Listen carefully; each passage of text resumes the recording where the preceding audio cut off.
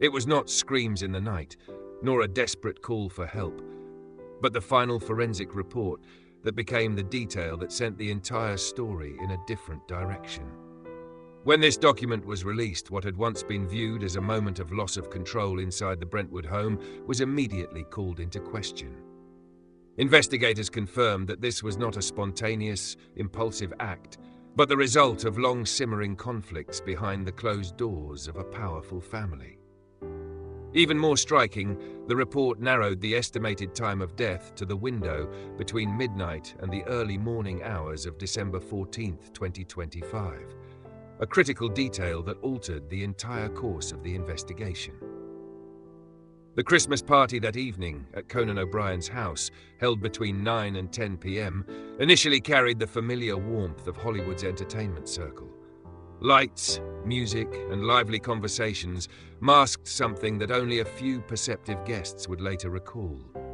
Nick Reiner did not truly belong in that space. He appeared exhausted, interacted little, and often stood apart from the crowd, as if struggling to restrain something within himself.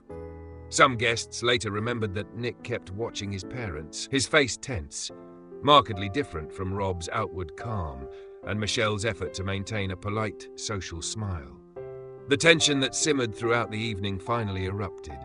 In what seemed like a very small moment, Nick suddenly raised his voice, accusing his parents of speaking badly about him behind his back, of seeing him as a burden and hiding it from their friends.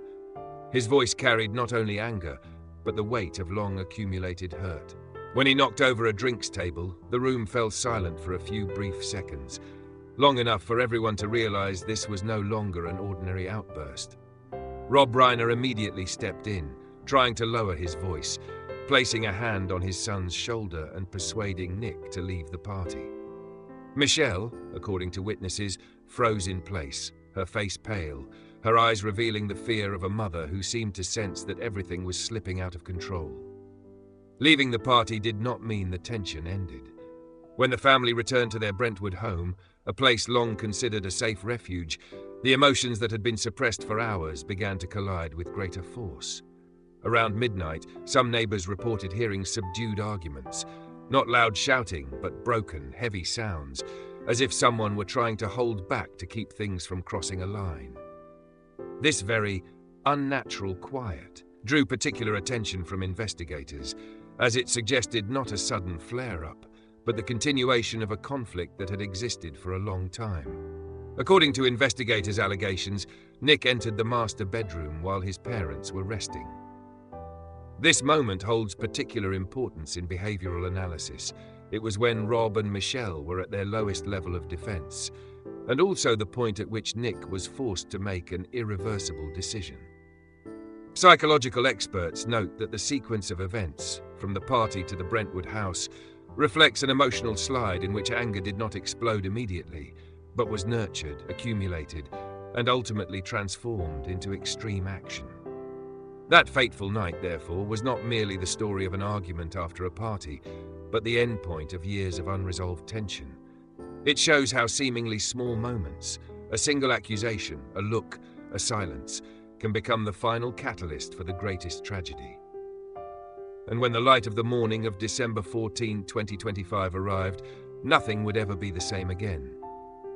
If what happened during that night revealed prolonged emotional build-up, then Nick Reiner's actions afterward opened another layer of suspicion, colder and harder to explain.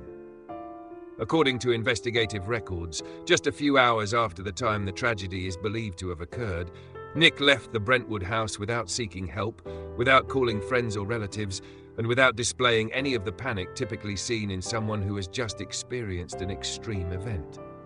Instead, he drove straight to Santa Monica and checked into a hotel around 4 a.m., with a demeanor described as alarmingly calm. Hotel staff later reported that Nick communicated briefly, spoke evenly, and showed no signs of intoxication or agitation. This composure led investigators to question whether it reflected temporary emotional numbness or evidence of behavior that had been thought through in advance. In many cases of domestic violence, post-incident reactions are chaotic, but here, Nick demonstrated a striking level of control, as if carrying out a sequence of actions already arranged. Another detail that further fueled suspicion was the time gap between leaving the house and appearing at the hotel. Forensic experts believe Nick may have attempted to clean himself or change clothes in order to minimize physical traces. While there has been no official confirmation of the exact location, this possibility is reinforced by the fact that some key evidence is believed to have been disturbed, though not enough to completely erase traces connected to the scene. On the evening of the following day, at 9:15 p.m., Nick was arrested at an Arco gas station near Exposition Park. Security footage captured a young man who appeared exhausted with empty eyes, yet showed no fear or confusion when approached. For behavioral analysts, this was a pivotal moment. Nick did not flee, nor did he resist, but his calmness did not resemble remorse. Instead, it looked like a cold acceptance of a reality he had already anticipated. From a forensic psychology perspective, the sequence of actions after the crime indicates a clear emotional detachment. This may stem from years spent in a cycle of addiction, family conflict, and personal failure. However, experts also caution that such detachment does not rule out intent. On the contrary, it may reflect an ability to make decisions in a state no longer governed by fleeting emotion, an element often considered when assessing the degree of criminal responsibility. It was these hours after the tragedy, not only the actions during the fateful night, that helped shape how investigators viewed the case. The silence, the choices of movement, and Nick Reiner's demeanor at the time of arrest became crucial pieces, laying the groundwork for the conclusion that this was not simply a family tragedy, but a case bearing multiple signs of calculation and clear awareness of one's actions. When the forensic findings were released, the entire investigative perspective began to shift markedly. These data did not merely describe the aftermath of the tragedy, they told another story, a story of intent. The examination revealed that the victim suffered multiple severe injuries, with characteristics indicating that the acts were sustained over a period of time rather than occurring in a single moment of lost control. For forensic experts, this was a key indicator in distinguishing between an emotional outburst and a calculated act. A key detail lies in the method of the crime. The weapon is believed to have been a familiar household object, not something brought in from outside. This suggests that the perpetrator did not need to prepare a tool in advance, but it also reflects a proactive use of the surrounding environment, an element often seen in cases where the offender has had time to think and make a decision. The choice of the master bedroom, where the victims were resting, further reinforces the assessment that both timing and location played strategic roles. Investigators also paid close attention to the perpetrator's knowledge of the home's security system. There were no signs of forced entry, no abnormal alarms triggered, indicating that the person who carried out the act understood how the house operated and was familiar with the victim's daily routines. This is a factor unlikely to appear in a completely impulsive act, especially when it requires a minimum level of calm to avoid drawing attention in a quiet neighborhood like Brentwood. From a forensic psychology perspective, this sequence of behavior reflects a shift from emotion to controlled action. Anger may have been the initial catalyst, but what followed shows that emotion gave way to decision-making. Experts emphasize that deliberate does not mean absolute coldness, but rather a state in which the individual retains the ability to direct behavior, choose timing, and continue acting despite opportunities to stop. For this reason, the forensic report became the foundation for the argument that this was not merely a tragedy caused by loss of control, but the result of a series of conscious choices. This assessment not only affects how the public views the case, but also plays a decisive role in prosecutorial strategy as the boundary between pathology, emotion, and criminal responsibility becomes clearer than ever. Immediately after his arrest, Nick Reiner did not appear as an isolated suspect lacking resources. In a short time, he retained Alan Jackson, one of California's most prominent criminal defense attorneys, who typically takes on only highly complex cases with legal costs reaching into the millions of dollars. This move sent an immediate and unmistakable message. This would not be a simple trial, but a prolonged and fierce legal battle. However, What truly outraged the public was not just the lawyer's name, but the source of the money used to pay the defense team. Reports indicate that legal fees may be drawn from the Reiner family's estimated $200 million fortune, the very wealth built by Rob and Michelle. For many, this presents a moral paradox that is hard to accept. The person accused of causing the tragedy may be able to use the victim's own assets to defend himself before the law. Legally, the issue is far from simple. Under California law, a person convicted of murder cannot inherit from the victim. However, current law still allows the use of joint assets or family funds during legal proceedings prior to a final verdict.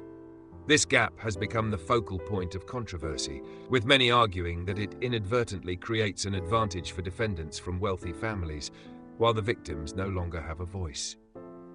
The debate quickly moved beyond legal technicalities to touch on questions of social justice. Can a justice system truly be equal when access to top-tier legal teams depends so heavily on wealth? And in this case, does allowing the use of family funds diminish the memory and value of those who have died? For many Americans, this is not just the story of the Reiner family, but a clear manifestation of the long-standing tension between law, morality, and economic privilege. From another perspective, the defense argues that every defendant has the right to a full and robust defense, regardless of how serious the charges may be. From this viewpoint, Nick's ability to secure a strong legal team is not a sign of manipulation, but a constitutional right. Yet it is precisely the sharp contrast between the right to defense and public emotion that has made the case especially sensitive, turning every legal move into a point of controversy. The legal battle therefore unfolds not only in the courtroom, but also in the court of public opinion. Every detail about costs, defense strategy, or funding sources is scrutinized, shaping Nick Reiner's image in the public eye, not merely as a defendant, but as a symbol of a larger question. Can justice truly remain untouched by money and power? Behind the Hollywood spotlight and the fierce legal debates lies a family story spanning many years, where love has always existed alongside helplessness. Nick Reiner began using substances at the age of 15, an age when most teenagers are still shielded from life's harshest choices. From there, his life fell into a familiar but devastating cycle: rehabilitation, hope, relapse, and disappointment.